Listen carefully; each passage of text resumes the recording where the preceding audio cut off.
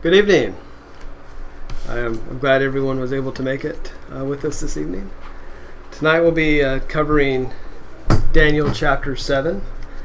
This is probably, some would say, one of the most important chapters in Daniel. It's a big transition chapter from chapters 1 to 6, now to chapters 7 through 12. Some would even argue that it's even probably one of the most important chapters in all of the Old Testament. That has a lot to do with its the apocalyptic viewpoints. There's a lot to do with that, actually. And then, as well as how Daniel transitions from a third person to first person, we start seeing his viewpoint and his visions. So in the first several chapters, we saw visions from, of course, Nebuchadnezzar, a couple of his, Belshazzar, and now we're going to see some of Daniel's visions as we go into chapter 7 and go into some of the additional chapters here in Daniel. Before we get going, though, I'm going to pray for us, and we'll start. Heavenly Father, thank you for this evening and for those who are able to make it tonight. Be with us as we just go through the book of Daniel, and more specifically tonight, chapter 7. Just guide the words that you want us to hear and say, and let us use what we learn tonight to glorify and honor you. In Jesus' name, amen. As you know, this is not a Zoom meeting; it's a YouTube live meeting. I know a lot of you guys have been using Zoom, and that's been great. But the format we're trying to do for this is something that's more of a one-way communication. But with that said, there is the chat feature. Some of you have already used it there on the right-hand side of the video, and you can go ahead and use that if you have any questions or want any clarifications or anything tonight. I'd be happy to answer those as I see them. Like I was talking about with Daniel in chapter 7, how we transition from a historical account to more of a personal vision account of Daniel. You'll notice that as we go into this first part here, it'll bring up Belshazzar again. Well, we know from chapter 6 that Belshazzar had already died, right? And Darius had taken over as one of the Persian Mede/Persian kings. And so it's one of those things that's just very interesting about how Daniel works here, especially as we go into these next sections of Daniel. You know, chapter 7 is the first year of Belshazzar, and then we'll see chapter 8 is the third year of Belshazzar, and then we end up with Darius, or Darius, depending on how you like to pronounce that, in chapter 9, and then chapters 10 through 12 is of Cyrus. And so we go a little bit back in time when it comes to these chapters of Daniel, and there's a significant reason to that. Some would say that this part of Daniel was probably written closer to the 2nd century, probably about 160 BC, during the time where a guy by the name of Antiochus IV. We're going to dig a little bit deeper into who that is here in a little bit, but it was during the time that he was reigning. He was quite an oppressive ruler at the time, and a lot of what chapter 7 talks to is a lot about what Antiochus was doing to believers during that time, well, specifically Jewish believers during that time. So we'll get a little bit more into that because there's a lot of different people involved with that. One other thing I wanted to bring up earlier related to how influential Daniel 7 is, if you've read Revelation, a lot of what the author John wrote into Revelation comes from Daniel 7. They'll say that it inspired the apocalyptic viewpoint there in Revelation from chapter 7 here in Daniel. So always keep that in mind as we go through here. So chapters 1 through 6, as we know, for the most part set up who Daniel was or is, depending on how you look at that, and then who God is. And who God is, as in that he is a God who is sovereign. He is a God who rules over all, the creator of all. And of course, as we know, as we went through those first 6 chapters, there's always that tension between Nebuchadnezzar, Belshazzar, and other kings, Babylonian kings specifically, who thought they were divine and that they were gods and that they were the sovereign ones. But so we see that throughout chapter 6, setting that, or the first 6 chapters, and setting that up of who Daniel is, and setting up God's credentials, and setting up Daniel's and God's credentials. So we also see that Daniel is a person of character, which continues on into chapter 7. We also see Daniel is setting an example of how the Jewish people, were expected to live. That continues on, especially into chapter 7. We start talking about the holy ones, which there's a little bit of debate about exactly who the holy ones are. There's actually, depending on your translation, they may not even be called holy ones. They may be called something else, but we'll discuss a little bit about that as well. So Daniel chapter 7 onward is for the first part in first person, unless, of course, for those of you guys who are really looking closely, you'll notice that in chapter 10, verse 1, it changes back to third. But for the most part, it's all in first person. One thing that we have to think about, again, before we go too far into this, is that chapters 1 through 6, and we just have to spend a little bit of time on this, because if you don't read chapters 1 through 6, chapter 7 isn't going to make a whole lot of sense. Because, I mean, you can read it, and you can understand it, but it'll make a whole lot more sense if you read the first 6 chapters, because of how it sets up Daniel and Daniel and his friends, our friends who were thrown into the fiery furnace. It shows about how they were people in exile. And again, what we see here in chapter 7, people who are not, this is post-exile at this point, but they've been oppressed. So you see the oppression of the Jewish people. You'll see Nebuchadnezzar's dreams, which then go to this vision here of Daniel's dreams, and we'll see the contrast between those two.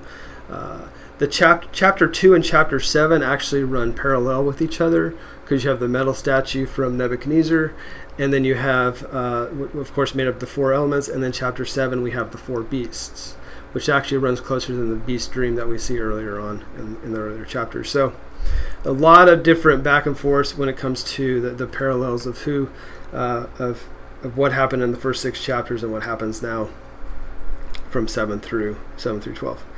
Now, as you can imagine, chapter 7, and for the most part all the vision chapters for the most part, are pretty, I wouldn't say controversial, but there's a lot of different discussion about it. And I imagine everyone who's listening, or everyone who will hear this in the future, will probably have a different viewpoint coming from this. I want to provide you with a couple of viewpoints about how this is apocalyptic literature, how it's specifically historical apocalypse, how it's pointing in a certain direction, but it's also at the same time about an oppression of a certain group of people at a certain time by a certain ruler, and how they would write that sort of literature, much like they do in Revelation. Again, a book that is not up for debate, but a lot of conversation about exactly what they're talking about, who they're pointing to, and what they're doing.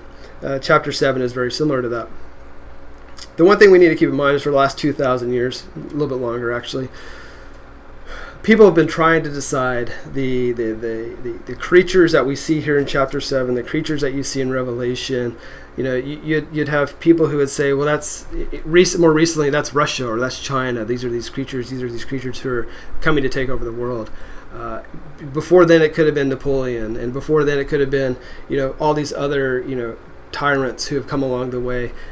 And that's happened for 2,000 years. So it's nothing new to us to think that there's some sort of nation here that is trying to destroy the world. That's not really what Daniel is trying to say here. You can pull some conclusions out of it, that's what he's trying to say, but that's not really what he's talking about. If you really dig deep into chapter 7, and of course some of the rest of this later on, you're going to see is what God's expectations are of what it is to be holy. That's why the holy ones come into this. What's God's expectation of what it is to have holy living, to be someone who reflects who God is? Remember, the Jewish people had a covenant with God, and that covenant was to set them apart. Daniel and Shadrach, Meshach, and Abednego in the first 6 chapters were people who were set apart and made decisions based on how they were people who were the covenant people. They were Jewish people who were set apart and were to be holy people. So that's really, if you dig down into this, when the horn that we talk about here later, the little obnoxious one that you've probably already read about, when we start talking about him, you'll see the contrast between who that's supposed to personify, and what the expectation of the holy ones were. So of course, as you can imagine, as we go through here, there's going to be a lot of symbolic language, that there have been thousands of books probably written about about what this symbolizes. Is it the end of time? What is it, and what does it really mean? And what is the writer really trying to say? Is he pointing to our future or to our present time? Is he pointing even beyond our time? There's a lot of bad theology, to be honest, tied into how some folks have tried to interpret Daniel into something to make it really less of what it is, and focus more on the scary parts and less about who God is and who God wants us to be. Throughout this, and especially in apocalyptic literature, you typically have a people group who's oppressed by someone who's considered to be someone who would consider themselves either to be divine or someone close to being divine, and you also have someone who's, of course, a tyrant oppressing the people group. So there's an oppressive regime always tied into this, and that's what Daniel is talking about here. But the other point of apocalyptic literature is that you have a regime that is a tyrant, that is a people group that is being oppressed, but at the same time you have the promise that God will bring justice, and God will bring righteousness, and God will save the people from this tyrant, from this regime, from the ways of this world. So there's also we'll see all that here in chapter 7 tonight. So just kind of give you a viewpoint, or kind of a historical point here. Belshazzar was around. Well, he was. I'd encourage you to go back to next week if you really want to know who Belshazzar is. It's up on the church's YouTube channel under Bible studies. But I would just to give you a very brief point of view. So Belshazzar was a co-regent, so / kind of co-king, along with his father Nabonidus, and this is probably about 550 BC. They reigned till about 539, maybe a little 536, depending on whose commentary you're reading. And so this is the time period that this was written from. Now the thing was, it probably wasn't finally codified to what we know it to be today until probably about 167 BC, and that was the time of the Maccabean Revolution, or not Maccabean, the Maccabean Rebellion. I really would encourage you to go read 1st and 2nd Maccabees and the Apocrypha. There's nothing wrong with reading anything in the Apocrypha. I know it's not in our canon, but it is very good historically, and will provide a whole lot of light about the Maccabean Rebellion. It'll provide a lot of history about who Antiochus was. It'll provide a lot of history about what he was doing to the Jewish people during that time, why they revolted in the first place. They revolted because Antiochus decided to put an image of Zeus in the temple, which, as you can imagine, the Jewish people did not appreciate, and so they rebelled. And the Maccabean revolt was whenever Mr. Maccabeus decided to come in. I believe it was Judah Maccabeus came in, and he cleansed the temple and removed all the things that had caused the temple to be defiled. So that's kind of just very, very quick high-level viewpoint of where this is coming from. So one thing that we have to learn about with this is that with the Maccabean, during that time period with Antiochus, the people, this is well beyond post-exile. The people are living in their own land. They're unfortunately still being oppressed by a regime that continues to happen even through the time of Jesus. And this oppression continues. And so keep that in mind as we go through chapter 7 this evening. All right. Let's. I'm going to read a little bit here, and then we'll kind of dissect some of these things.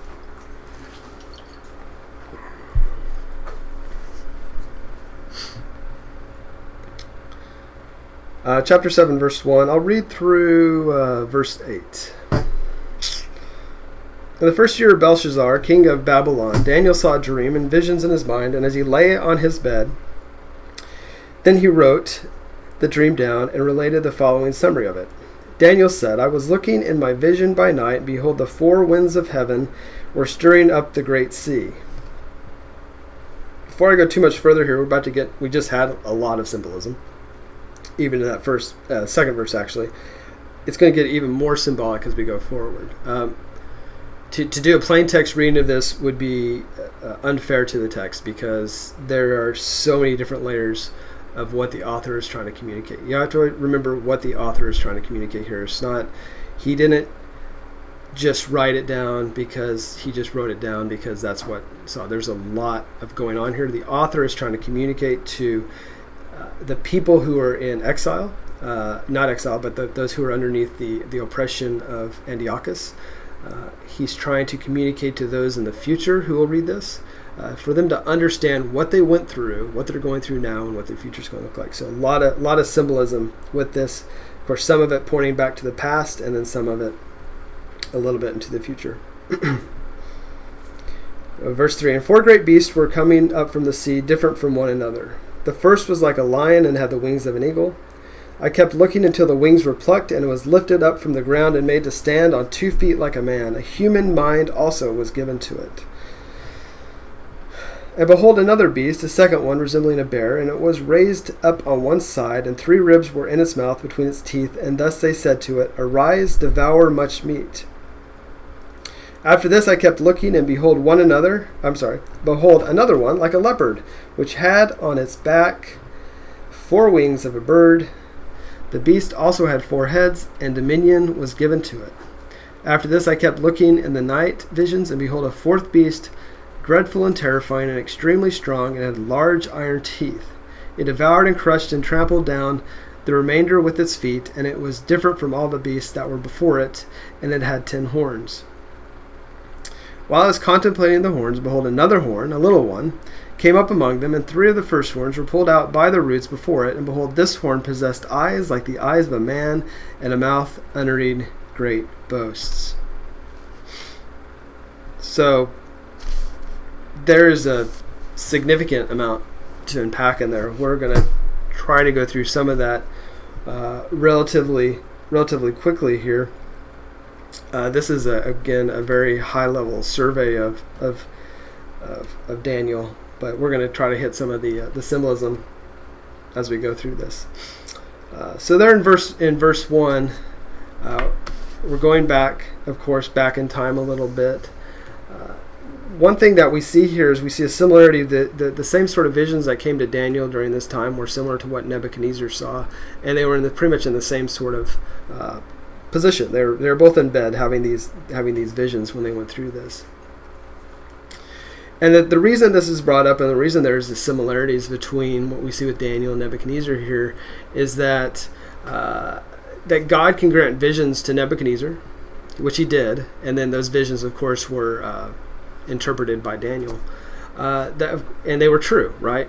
God can work as a sovereign God in evil people's, evil regimes or evil kings' minds, and help them have visions that are then interpreted. He could, of course, then if he could do that, of course he could provide true dreams to Daniel too. And so Daniel, who is considered to be a sage, some would call him a prophet, some a sage and a prophet, which you had a few of those along the way. We see that going through here. As we continue on into verse 2, anytime you see a great sea, and depending on your translation, you may have something that doesn't say sea. I would have to go back and look if there's what the other ones would be, but typically when you see a sea, you have to think about in Western Semitic mythology, there's a lot of symbolism related to the sea. On the Hebrew side there is, from the Canaanite side, there's a lot of stuff tied into the sea, and it's usually not a good thing. It's usually something that's pretty chaotic, and it's something that is, for the most part, means that something dangerous is happening or going to be coming towards the people. Something when you see something stirring up the great sea, that is something to just be, of course, very to know something bad is about to happen, or something that's dangerous or evil or terrifying is about to be written about. If you think about going back to Genesis 1 and the creation story, the sea is symbolizes, and there's other times in the Old Testament where the sea symbolizes kind of chaotic forces that are seeking to destroy God's creation. That happens throughout. In Canaanite mythology, you have Baal, and there's a significant amount of information about Baal and the stories of the Canaanites when it comes to the sea and how all those play out, and how the god of the seas in the Canaanite side opposes Baal, and they have a big fight, and you guys will need to spend some time reading that if you're interested in that. But and I bring that up not to say that they're the same sort of stories. I bring it up because they do influence each other along the way. But fortunately, when you read the Psalms and other texts, especially if you went to Psalm 89, 9 through 11, you see that God has victory over the seas, and that's what this story is leading to. We're gonna see eventual victory here at the end of chapter 7, but we're gonna have to go through a lot of stuff first, which is pretty typical of an apocalypse type literature. We see the contrast of God creating order, and then patterns happening where order is disturbed, and then God comes back in and defeats the chaos. He calms the seas again. We see that when the people are leaving Egypt and they're trying to cross the Red Sea or the Sea of Reeds in Exodus 15. You see that throughout other parts of the biblical text as well as in Canaanite text and in other ancient Western Semitic texts as well. So we have these creatures as we go through here. And they're not just typical creatures, right? They are not. It is not a lion. It is like a lion. So these are considered to be some people would refer to as a hybrid creature, because you have lions with wings, which we know doesn't really exist, but at least that we've ever seen, unless maybe in Chronicles of Narnia. I think there are some lions with wings, but you have that sort of idea of a hybrid creature. What they typically do, especially with these sorts of animals, the culture would understand that if you saw a lion with wings, that it's a warlike animal. It's a warlike creature. It's depending on which party you're talking to, which group of people you're talking to, it's either about defeat is about to come or victory is about to come. You've seen the stone carvings of these lions with wings, depicting either victory or defeat in battle. And so we see these hybrid creatures, starting, of course, with the lion here. And as we continue on, we have a lion, and he's involved in some sort of struggle, because we think he had a struggle because he kept looking until its wings were plucked. We don't know who really plucked the wings. I imagine some of you are thinking, well, obviously it was God, and some people would say that's true. But his wings were plucked, and it was lifted up from the ground and to stand on 2 feet like a man. Some people would say this is a depiction of what happened to Nebuchadnezzar. Just giving you one example here. There's other viewpoints of this. Is that this is what happened to Nebuchadnezzar when he was a beast.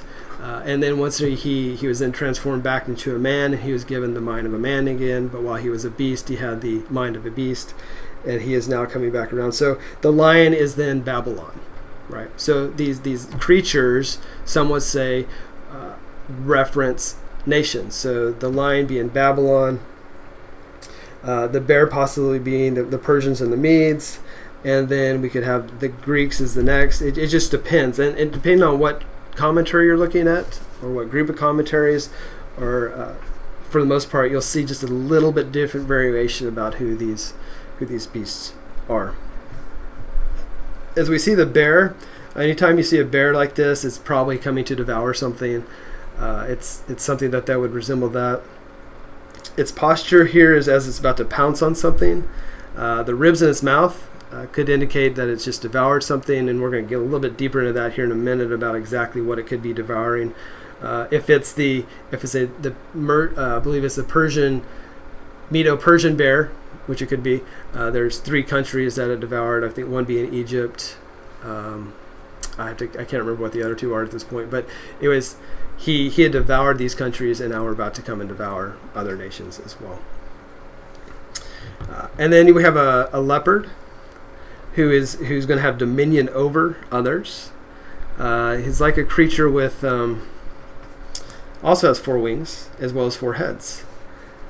And we're going to get a little bit deeper into that one as well here in a second. But the leopard was to have some sort of level of dominion over everything, as in when it says dominion, that's typically a word that's only given to God. So it's a high level of power that this leopard is going to be given. So typically when you see this usage of the word dominion in Hebrew text, it's typically referring to God. And we'll see that later on when we see the Son of Man presented close to verse 13. But we'll see why that is significant here. The area that I really wanted to focus on is this final beast, who obviously isn't even identifiable as an animal or any sort of real mammal by any stretch. It's some sort of creature or some sort of beast that is so terrifying, extraordinarily terrifying, that even Daniel cannot really describe what it is. And that's the same thing we see in Revelation, right? When you see John trying to describe creatures, and when you see it in some of the other prophecies, you see these creatures that are only able to be explained on human terms. It is probably so weird and so out of our vocabulary that you have to just say whatever words you possibly can to be able to try to describe it in the best way possible. But for the most part, it is extremely foreign to anything that we could possibly say. When you see this beast, as I said, it's very terrifying. You see it has iron teeth.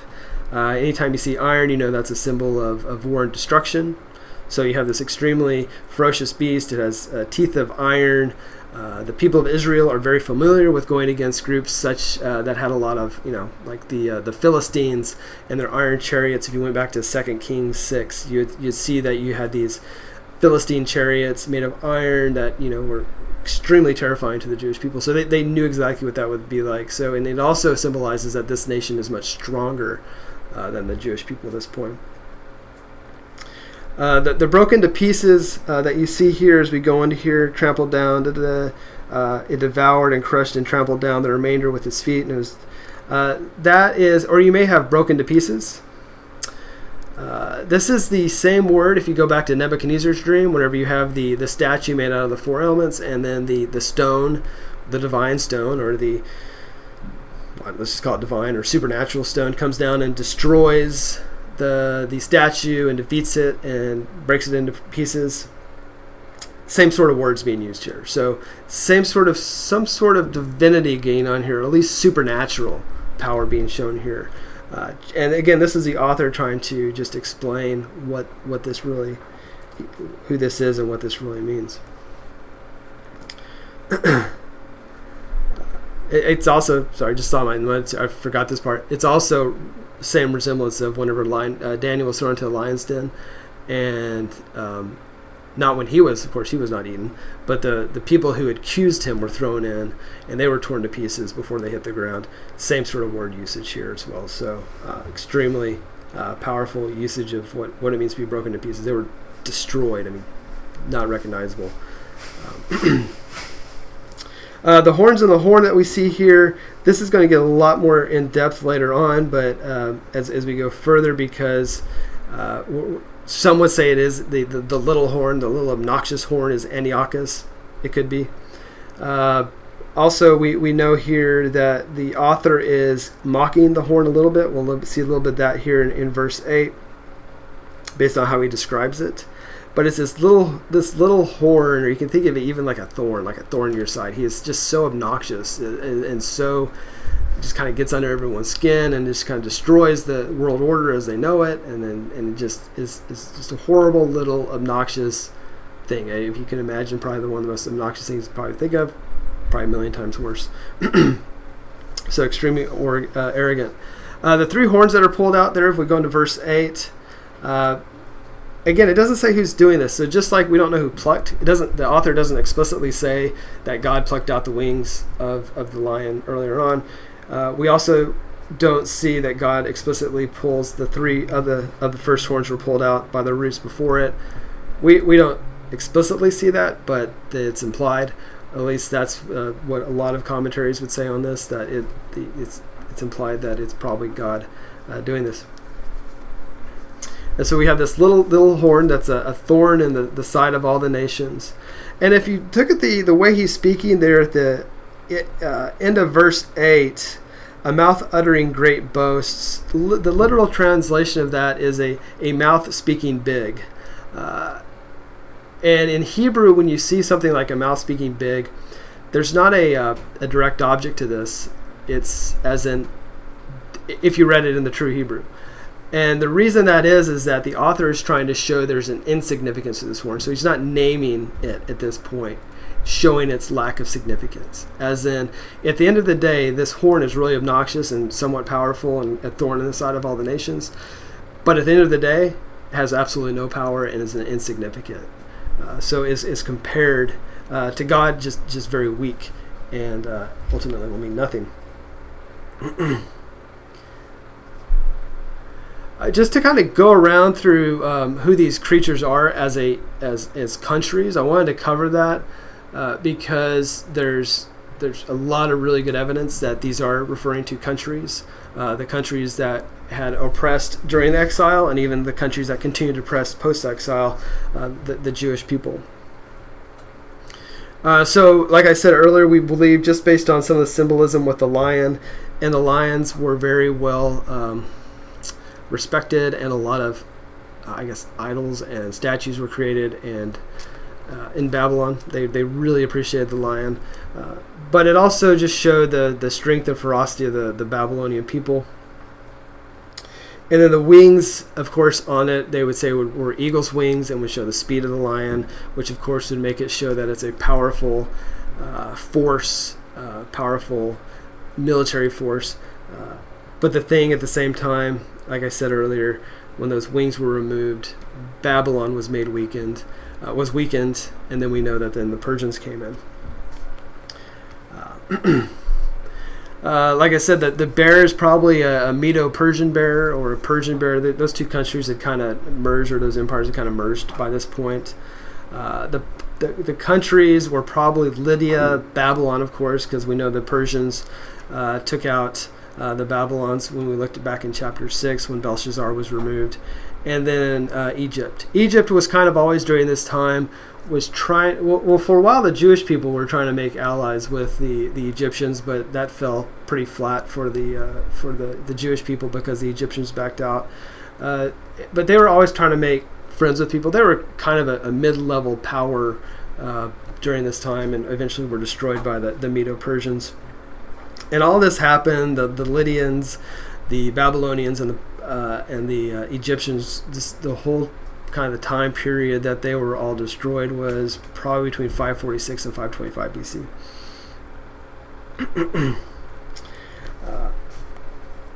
And as we go into the leopard bird-like predator, a lot of people would say this is possibly Alexander the Great, so that would give us a, if I remember right, Greek or Hellenistic viewpoint. He is known for his rapid conquest. There's a podcast out there called The Art of Manliness, and they have recently done a podcast on Alexander the Great and what kind of warrior he was and what kind of human and person he was. And it's a really, I think, fair and powerful description of Alexander the Great. The podcast, like I said, is called Art of Manliness, and they do this great overview, and the guy who's on it has written a book recently about Alexander the Great and kind of compares it to some other leaders. You see a really good viewpoint of that. The four heads that you see here represent four other kingdoms that were probably in power, or most likely what happened, they came into power after Alexander the Great had died, following his death. We'll see more of that in chapter 8. So they're probably results of his conquest. He took over a significant amount of land, huge region, and then those eventually broke up into probably four separate kingdoms, which is probably what those four heads are. And then so there's a significant power, and that's a significant amount of power, which is why we have this dominion that's been brought in here, and it is just kind of sitting there waiting to destroy any nation that would try to come up against it. So you wonder here, I know you guys are all just desperately wondering why we just have four animals, why there are just four stones or four elements in Nebuchadnezzar's dreams. The reason that is that there's actually the author did this intentionally, and the reason they did it is that when you hit the number 4, God has lost his patience. And what that means to that is that if you went into, say if you went into Amos, and I can't remember exactly where in Amos, but there's a line in there that says, for 3 transgressions and for 4 I will not revoke the punishment. And then there's other times where you see the number 4 comes into play whenever God just has given up on any sort of patience. He is someone who is patient, but there is a point where God will be provoked enough to move forward, and his patience will be exhausted, and he'll take back over again, take charge again. Is one way to look at that. So he's slow to anger, but when provoked for the 4th time, he will show his wrath.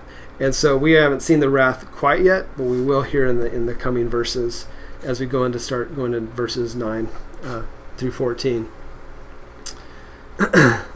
And so as we go into 9 through 14, some would call this a poem, some a hymn, a psalm most likely. And what it is that it's the Ancient of Days. So Daniel's vision, it's his first kind of account of the vision of the Ancient of Days and the Son of Man. You have to be careful here. It's not the Son of Man. It is one like a Son of Man. And that's where a lot of confusion comes through as we read through this. Is we read this and we're like, oh, Son of Man, it's obviously Jesus. But it says, some people would say. Others would say, well, it actually says like a Son of Man, which is what it says.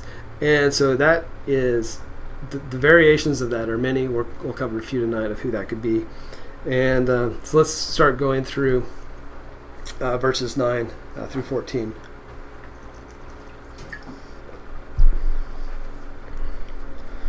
Actually, I'm going to read 9 through 12. And if I just feel crazy, I'll make it through 9 through 14. We'll see. Okay, so I kept looking until thrones were set up. Okay, I hate stopping halfway through, but those of you who've been in my class before know I will. Look at, there's every word counts in this part of the vision. Because sometimes we'll just blow through something like this because maybe we've read it before or maybe it doesn't seem like it's significant. But there's a lot of different detail the author is trying to put into here. And especially if you look at when he says thrones. Well, there's only one Ancient of Days, right? Well, that's just interesting, right? What does that mean?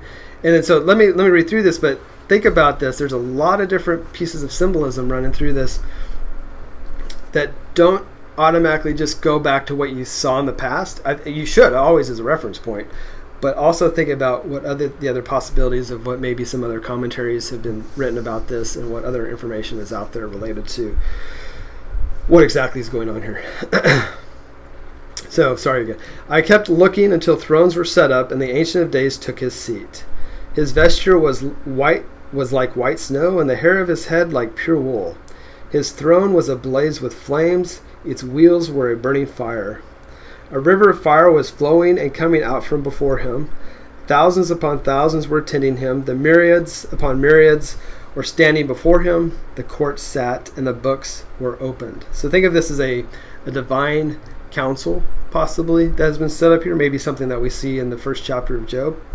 Also possibly could go back to a Genesis 1 reference of what God had written of and created.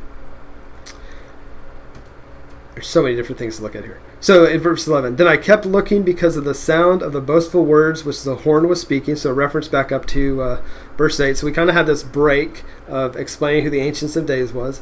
And now we're going back to this horn. The boastful words which the horn was speaking, I kept looking until the beast was slain, and its body was destroyed and given to the burning fire. As for the rest of the beasts, their dominion was taken away, but an extension of life was granted to them for an appointed period of time. We'll continue on to 13. I kept looking in the night visions, and behold, with the clouds of heaven, one like a son of man was coming, and he came up to the Ancient of Days and was presented before him, and to him was given dominion, glory, and a kingdom, that all the peoples, nations, of men of every language might serve him. His dominion is an everlasting dominion which will not pass away, and his kingdom is one which will not be destroyed. So this is, as you see here at the end here, Daniel kind of threw in a little bit of his own commentary at the end about what he believed the one like a son of man was going to do, and what the world would look like. We're looking at a very kind of what the future viewpoint of what his kingdom would look like. So he kind of provides his own little commentary there at the end of how this all is going to play out. So as we look into verse 9, these thrones that were set up,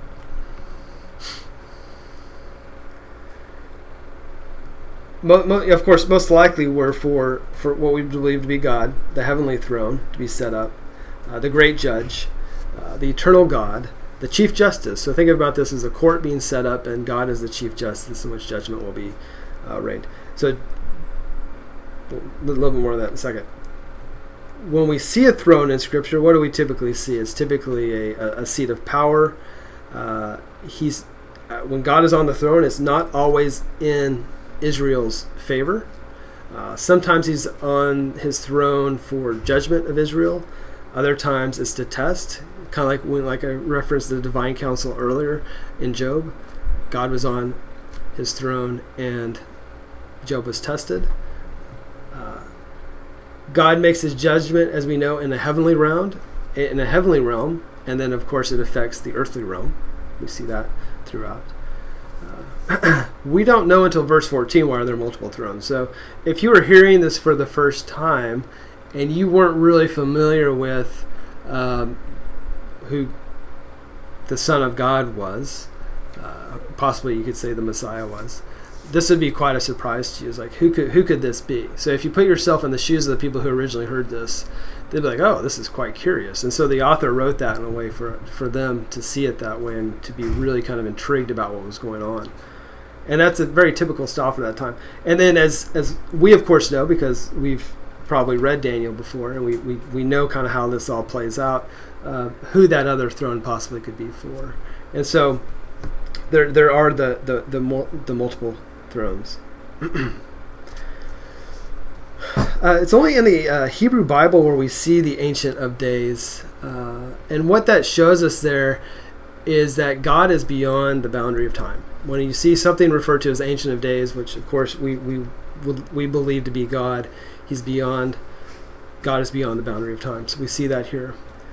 He's beyond human categories. If you're beyond human time, you're beyond human categories. And that's why it's so hard for us to describe who God is.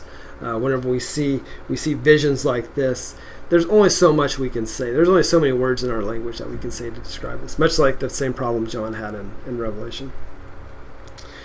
And then there's some interesting things that we see here, because some people would say that the Ancient of Days here, and this is where the culture would kind of play a role in this, is because you'd have the Ancient of Days that we know from the Hebrew perspective, the Jewish perspective, and then you have the Ancient of Days from the Canaanite perspective. And so they referred to their Ancient of Days, our God. They would refer to their head god as the Father of Years. Their main god was known as El. The Canaanite god was El. He had a gray beard. This god has a wool, head like wool. There's some comparisons here. When you see a beard, especially a gray one, it doesn't count for everyone, but when you see a gray beard, it's a symbolizes wisdom, and we see that here. A lot of people would believe that what Daniel's vision is here is that you got to remember he has lived and existed in Babylonian, has been steeped in Babylonian pagan religion for years. Though he has remained a true monotheist Jewish covenant believer, he's been steeped in this for years, and so have the other people. And so they would understand these references, and so he's using whatever words he can to describe. And sometimes if those words are pulled from maybe the Canaanite viewpoint or the Babylonian viewpoint, that is okay. It's still trying to help people understand who God is. And the thing is that once you see the Ancient of Days and how he's described here, or how the God of Ancient of Days is described here, this continued on. So if this was probably written around 160 BC, the following centuries, even to Jesus' time, people use the Ancient of Days as a point of reference up to who God is. So if you went to Matthew 25 or Revelation 1:13 through 14, there's some references to that draw back to what Daniel was trying to describe here. Anytime we see vestments or clothing to be white as snow, we know if it's as moral purity or absence of sin. That's a perfect reference back to Isaiah 1:18, where skins are like scarlet, or sins are like scarlet, but they'll be white as snow, based on who God is. Of course, and his white hair, much like the god of El, it's even hard to say that, El, the Canaanite god, was the white hair, the gray beard, all symbols of wisdom. In verses 9 to 10, we also see a lot of fire. Fire, he's trying to just describe the scene. It's an awe-inspiring view. We know that fire in many ways is a sign of destruction. So eventual destruction, especially when you see wheels involved, especially burning wheels, signifying warlike chariots. Anytime you see that, destruction's coming. Who's it coming to? That's what we're still trying to figure out. But it looks like it's going to be coming to that horn, that really obnoxious horn that was being described there in verse 8. Of course, God is associated with fire throughout the Old Testament. You have the burning bush, you have the pillar of fire that the people followed after they left Egypt. There's, of course, other references to that. So fire is not only a sign of destruction, it's also a sign of guidance, protection, loyalty, and covenant. And then also fire can be used as judgment, as a way to purify. So the people of So just to going back of judgment, if the people of God were not fulfilling their obligations, they would be consumed by fire, by their jealous God. So fire, of course, is very, very symbolic throughout that. And there's of course other references we can look at through fire throughout the Old Testament. The attendants, there's a lot. So the myriads and myriads, you may have thousands upon thousands. That is just him just trying to explain. It's almost like you see in other points where it refers to thousands of thousands or 10,000s upon 10,000s. When you see that, it typically means it's not count. You cannot count the amount of people or the amount of beings or that are there. It's the attendants are just too many to count. Some have said this could either be a symbol of Israel's once powerful army is here. Others have taken this as being possibly a heavenly army, an army of angels. Take your pick. I lean more towards probably more of a heavenly army at this point, but there is some debate between the two. The books here, of course, is used to render judgment, to record the deeds of the characters of each individuals, both good and bad. We see that, of course, where if you see the conversation that Moses had with God in Exodus 32:32, you see where God would blot out people who were, of course, disobedient to him. But then there's other times where we see God using the book to take note of the righteous people, those who will be rewarded when God provides judgment to the earth. So the book is used, of course, throughout Scripture as well to kind of show what judgment would look like, who are those who are righteous and who are those who are not, and how that all plays out at the end. It's not necessarily who's in, who's out. It's more of righteousness and people who are, living lives of character that God has looked to and how He is keeping mark of that. The assembly that we see here, if you wanted to ever go back to 1 Kings 22:19 through 22, you'd see kind of a similar sort of setup of this divine council and people group that are sitting here. So as we go into verses 11 and 12, this horn kept on speaking in very boastful ways. We've left the description of what the Ancient of Days or God would look like. We've left the description of what this council is and what the whole kind of you could say the court scene is. The court scene that for the most part the horn is now sitting in front of, or is now in front of. So this is, you could kind of set it up as that. So if you're a big fan of To Kill a Mockingbird, just kind of put that in your head, and that's probably similar to what we have going on here. Probably a little bit bigger and brighter, but for the most part, and probably not in black and white. But either way, it's probably a very similar scene. So you have this obnoxious horn going on here, speaking very arrogantly, thinking that it is the most powerful one. If you went to, say, Revelation 19:20 or 20:10, you'd see something very similar to what's going on here with the boasting of other creatures.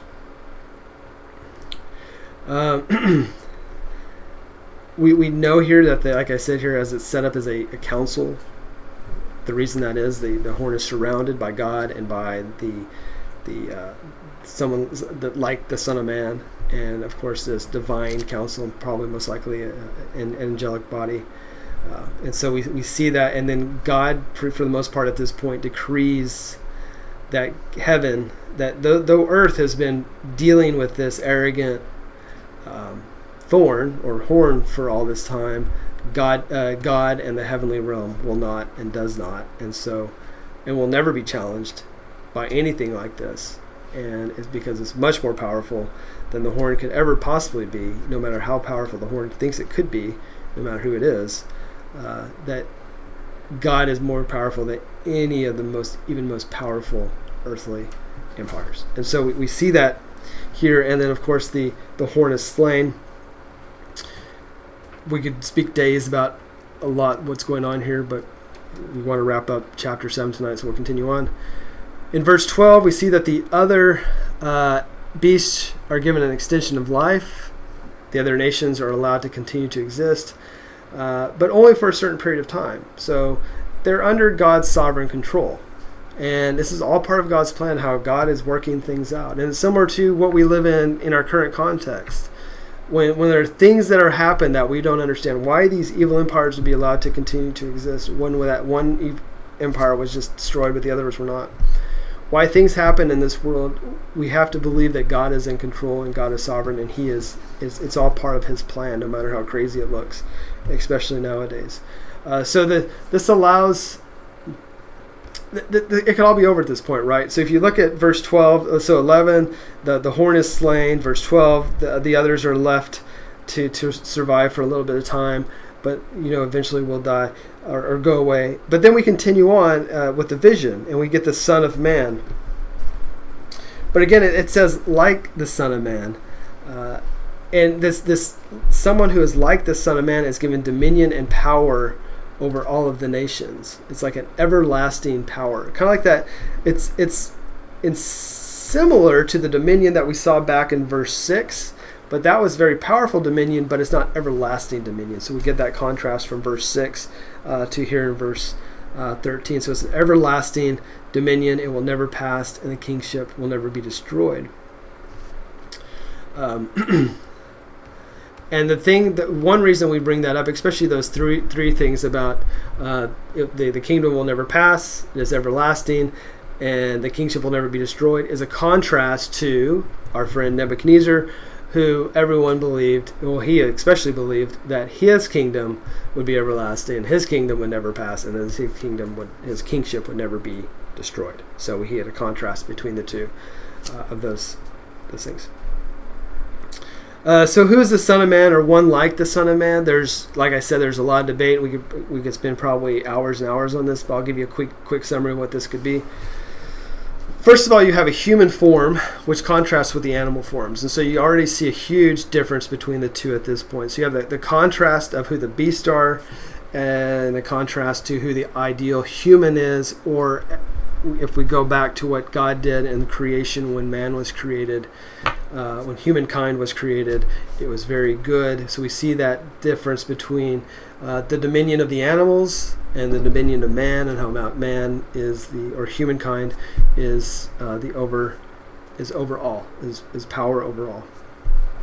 So we see that this son, like the Son of Man, is here to be able to personify, for the most part, who humankind is.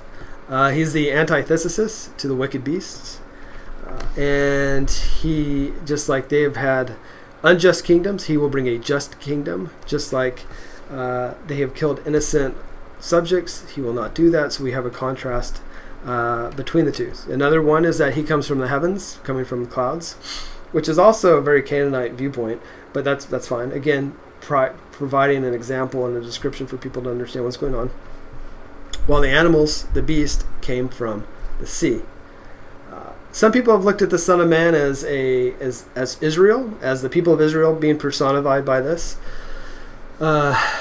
which is something that we could see when we look at verses 18 and 21. We talk about the saints or the holy ones. There's some that would take those two as being the same. I'm not really there. The holy ones possibly being, of course, celestial beings, but some would argue they're actual people. Again, we'll get there here in a second. Some have said that the Son of Man could be maybe Gabriel, the angel Gabriel, or Michael. Michael, who's known as the great prince. If we were to look at chapter 12, verse 1, or chapter 10, verse 13, we see references to that. The reason they say that is because they say like a son of man. It doesn't say son of man. And so some people would take that as, well, it can't be, say, the Messiah, or it can't be, say, Jesus. It has to be something divine, something powerful, but not necessarily that. So I want you guys to digest and chew on that one for a little bit, to think what you think about that. There are other times throughout where there are some references like this, but again, it could be Gabriel, could be Michael. Gabriel being known as the defender of the people. And like I said a little bit just a few seconds ago, the Son of Man and the people of Israel could just be the same, just symbolized a little bit differently. Like, again, we'll see later on in verses 26 and 27. Both receiving an everlasting kingdom, the people of the Jewish people and the Son of Man, or like the Son of Man. But that's, I would say, probably one of the weaker arguments when it comes to that. Some would say that it could be Jesus. Some say it could be Judah Maccabeus. And the reason that is because he went in and cleansed the temple after Antiochus had destroyed it, or had defiled the temple. It could be that could be who this is symbolizing. Again, but neither Judah Maccabeus, did not. He's not eternal. He is, well, he may be living eternally. We're not sure where his stance is, but he's not Jesus. He's not the Messiah. So there's some weak points with that too. I would say and I imagine most everyone here, and if you don't, that's fine, but most everyone here would probably say this is probably Jesus. And there's a lot of references in the New Testament I could throw out. I'll throw out a few of them. Matthew 24:30, Matthew 26:64, Mark 13:26, Mark 14:62, and Luke 21:27 all refer to Jesus as like a son of man, or like the Son of Man, or Son of Man. In some reference to that. Again, it probably depends on your translation, but the same sort of word usage is being used there to describe who Jesus is. I would have to argue that's probably the strongest point, but again, there are some commentaries who would take that from a different viewpoint or a different direction. And let's continue on here. Let's look at verse 15, and then I'll read a little bit, probably just through 18 actually right now. As for me, Daniel, my spirit was distressed within me, and the visions in my mind kept alarming me. So what we see here, he's still pretty distressed by what he's seeing here, and these visions, as you can imagine, they're probably quite troubling and were probably hard to digest. But what he does is really interesting. He approached one of those, so one of these divine beings, being an angel, whoever it is, he approached one of those who were standing by and began asking him the exact meaning of all this. Well, let's just say the one he approached is an angel. So he told me and made known to me the interpretation of these things. As we go through this, look at how the interpretation is provided here. It's probably not exactly what Daniel was wanting to get to as we go through this.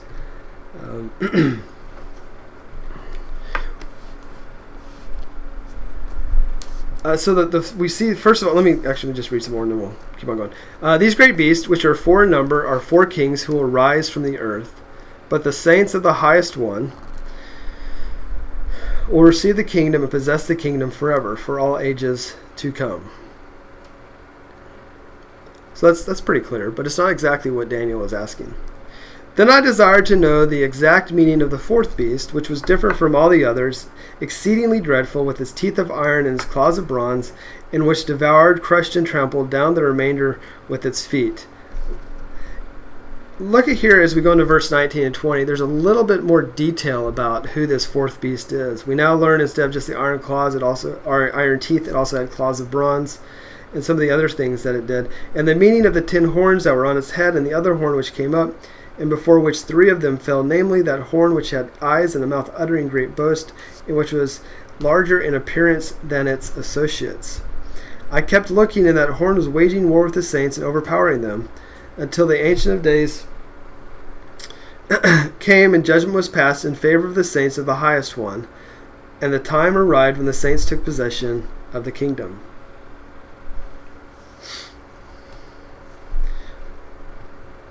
So as we look through here, it seems like that ultimately, of course, justice will be served. And we see kind of a brief explanation that the 4 in number are 4 kings, so we do get that. So who exactly the 4 kings are, we don't know, but we do know they're either probably 4 empires, probably symbolizing 4 empires.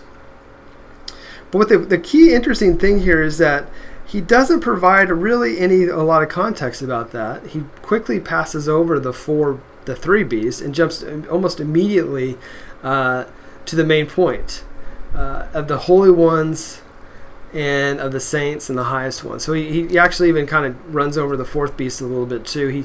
That's not the key here, and that's what I was saying earlier when we were starting this tonight, is that the key is not who are these evil beings and what do they symbolize. The key is who are the holy ones and why are they holy and what sets them apart. And we see that happening through here as the angel is explaining this. And that's sometimes I think we get caught up in that. Sometimes like, who is this? Is this country or that country? And does that mean that's going to happen soon or this is going to happen soon? That's all fun and that's all interesting, to be honest. And there's, why not have conversations like that? But that's not the main point of what Daniel is trying to communicate here. The main point is that it is it's ultimately God's victory is a big piece of this. What it is to be holy and what's God's expectations of the holy are, and who are these people. So it's ideas of justice, righteous, and who God is. You also have to remember that the reason that the angel is bringing this up is that if this is the time of Antiochus IV, the people are very desperate. They're fearful.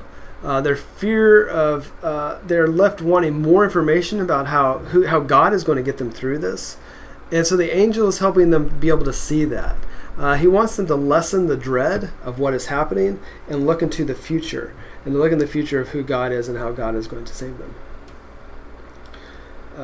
There's also that piece here where you get the vagueness even about the future, even about a good positive future. There's always that vagueness because we don't get, at this time, this will happen. There's still a lot of mystery and uncertainty around the suffering. You have to even think about in our present context, there's a lot of mystery and even uncertainty in what's going on right now and how all this is all playing out with our current situation. We don't know, but we do know a few things. We know that God is good, God is righteous, and that his judgment will come. We also know that suffering is not permanent, and that God has the ultimate victory, and that again is what the angel is trying to communicate here. We're also looking at Daniel, if we go back to the first 6 chapters, and also of Shadrach, Meshach, and Abednego as models of faith, models of behavior of the holy ones, of what holy people are to live like, of those who are set apart, those of the covenant. Even whenever we're in times of uncertainty, and even whenever we're times of where we don't know what's going on. And remember the mystery that we talked about. And earlier on, we talked about mystery in the book of Daniel, what that means. And when we talk about mystery, it's God reveals certain things at certain times, and that is the mystery of how that is and how all that plays out. So we see that going on here as well. So the angel is not being aloof, but instead is being intentionally vague, because there's only so much we know, even someone up there with the divine council, but we do know what he did, was able to communicate through this.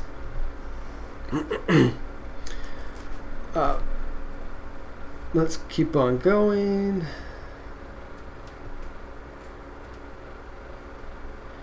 Okay. Let's look at just really briefly over 20 and 22. We do get a little bit more explanation of the 10 horns and what all that has played out. And it seems at one point, now in the future, at one point the horn, the obnoxious horn, has waged war against God's holy saints. His holy ones are his saints. And this happened until God intervened. We can look at 1 Corinthians 6, 2 through 3, about how God puts judgment over the little horn or those like that. But here in the verse 22, it's a shift from the horn of the horn to what God will do. He had the angel, and this is a little bit of repetition, the angel wanted Daniel to stop being so preoccupied with this horn and to actually instead to see what God was doing around him. Again, think about that for today. We could be preoccupied with our problems and our issues and this something we can't control of today, or we could look around and see what God is doing around us and how he is working. And despite how bad it was, despite how bad this little obnoxious horn was and what that regime was like to these people, they were still to live lives of dignity and holiness. And that's how the life that Daniel lived and was a great example of. And it's lives that we're supposed to live too, of lives of dignity and holiness, even in times of uncertainty, oppression, mystery, uncertainty. What we see through here in these things is that we see a lot of repetition. Things are explained twice, such as we see the horn explained earlier on in 7 and 8, and we see it again here in 20 and 21. And the reason that is for reassurance and confirmation that what he's saying is true and is going to happen, or is in the process of happening. We see that earlier on in Nebuchadnezzar's dreams and other dreams as well. If you go back to Joseph and the Pharaoh's dreams about the fat cows and the skinny cows and the big corn and the little corn, there's some repetition there, kind of showing, yes, what I'm saying is going to come true. Why I say this is going to be factual. And so when people saw that in a story, they knew, okay, he's just not telling a story. What he is saying is more prophetic and it's going to happen, or it has happened. So just a little bit on who the holy saints are. There's a significant amount of debate about who they are. Is it an angelic assembly? Others would like to think it's just God's covenant people, so the Jewish people. It is not out of the ordinary for angels to be referred to as holy ones. If you looked at Deuteronomy 8:33 or Job 5 or Zechariah 14, it could be angels. But since the little horn is considered to be most likely a human king, the oppression that he's providing is probably over humans, other humans, so the human king over the oppressed humans. That's probably what we're looking at for the holy ones. So those who are holy, those who are saints, as we know from the New Testament. But at the same time, if we were looking at verses, if we were to look above, if we looked at, I guess, chapter 8, 9, and 10, chapter 8, verses 9 and 10, Antiochus, the little horn, is who we'd like to call him, threw some of the hosts from heaven and trampled upon them. So it gets a little fuzzy sometimes. I would still like to stick with the point that I believe it's a human evil king oppressing a human people, and those are the holy saints. And they will receive, and the people will receive the holy kingdom. They'll receive God's kingdom as holy one. So I think that's pretty safe to say that, but still also know there's a lot of debate around that at this point. Let's just wrap up here. Thus he said, in verse 23, thus he said, the fourth beast will be a fourth kingdom on the earth, which will be different from all the other kingdoms, and will devour the whole earth and tread it down and crush it. As for the 10 horns, out of this kingdom 10 kings will arise, and another will rise after them, and he will be different from the previous ones, and will subdue 3 kings. There's your viewpoint of what will happen to those other 3. He will speak out against the Most High and wear down the saints of the Highest One, and he will intend to make alterations in times and in law, and they will be given into his hand for a time and times and time and a half. But the court will sit for judgment, and his dominion will be taken away, annihilated, and destroyed forever. Then the sovereignty, the dominion, and the greatness of all the kingdoms over the whole heaven will be given to the people of the saints of the Highest One. His kingdom will be an everlasting kingdom, and all the dominions will serve and obey him. At this point, the revelation ended. As for me, Daniel, my thoughts were greatly alarming. Me and my face grew pale, but I kept a matter to myself. Well, as you can imagine, I bet many of us would feel the same way after a vision like this. So the fourth beast, again, we see is very powerful. Is going to destroy the earth, or not the entire earth, but he's going to crush it, and bad things are going to happen. We'll see that there will be 10 kings that come out of there in verse 24. Another king would subdue the 3 kings. What I really wanted to bring in here is this, and because some of that's already been discussed, but what's really interesting is in verse 25, where they believe what he's talking about here at the end of given into his hand for a time, times, and a half a time, is probably about 3.5 years. Throwing it out there for those of you who like to look at conspiracies and things related to that. Have fun with that one. But anyways, it's interesting to see how he's played that out. Most likely, what it is a symbolic viewpoint of an unspecified amount of time, which again underscores what the angel was saying earlier about the uncertainty of when the oppression will end. So the idea of what he was doing, though, here, and this is why this is so interesting, is that making alterations in times and law. What he was doing is he was attempting to make them stop any sort of religious festival, participate in any sort of religious event, to remove all the religious events, no more prayers, sacrifices, no more observation of the Sabbath. Anything that was related to the Jewish covenant people, he was trying to remove and trying to get rid of. So anything that would make a covenant people's life known as a holy people to be holy, to live lives that are holy, meaningful, to kind of basically their foundation of who they are, he was trying to remove. And he's pretty, so for the most part, Jewish society would have disappeared as we know it, or as they knew it at that time. So that is why that is so significant.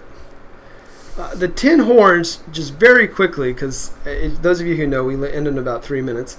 But let's look at this just very quickly here. So what we, for the most part, believe that this was Antiochus IV Epiphanes. He gave himself that name. You go and look it up why he did, but he was really obnoxious and really thought very highly of himself.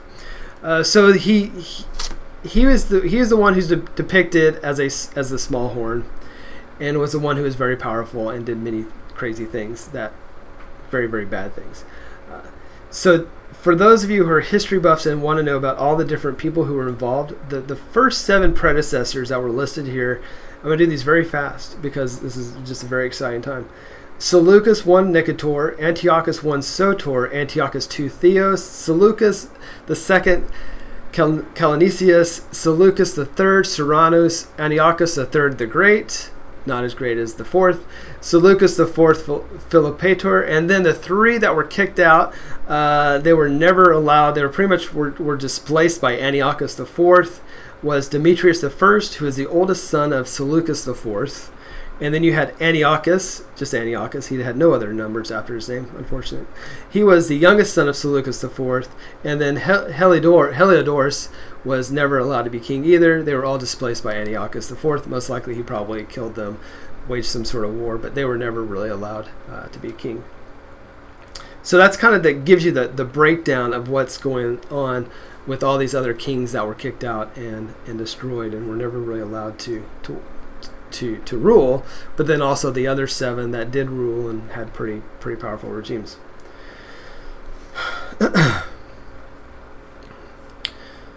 Let's continue on here. In verses 26 and 27, we have this holy council, or the heavenly tribune. Angels, saints, God, possibly one like the Son of Man, have come together and have come and decree the demise of the horn and the other kingdoms, and would show that the one and only kingdom of God is coming to rule eternally. And instead of focusing on Daniel's interest in the terrifying creature and everything else that was tied to that, the angel again, instead the focus is brought to the power of God's judgment and to provide hope for not only Daniel, who is seeing this vision, but also for the people. This is a message of hope and justice. And I think sometimes we just really forget, at the end of the day, this is about who God is, who we are in him, who we are as a separate covenant people, and that it's about justice and hope and righteousness and God's love for his creation. And I think sometimes we get really caught up with trying to figure out the symbolism of Daniel 7 and these other visions that we'll be going through, and we forget that key part of it. And we forget that the evils that are around us will not endure, but Daniel 7 is showing us that very thing. We forget that God's judgment prevails. Again, we see that here in Daniel 7. Evil will be eradicated. Again, we see that here. And then the world will be complete someday. God's justice, and that he is a sovereign God. I don't think we'll ever, like I said earlier, I don't think we'll ever have a full, complete understanding of the symbolic language. Someday, when we see God face to face, we may get some sort of better understanding. He may decide to provide it to us, may not.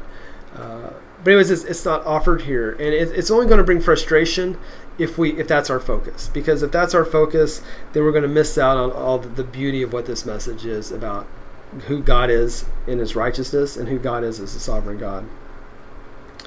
And like I said, there's thousands of books that have been written to try to interpret these symbols, and I think that has become a very dangerous way of making money for those who've written those books. And they can that's fine. People are allowed and should write books and interpret things, but I don't want us to lose focus about who God is through this, and the focus of what Daniel and the author of Daniel is trying to show here with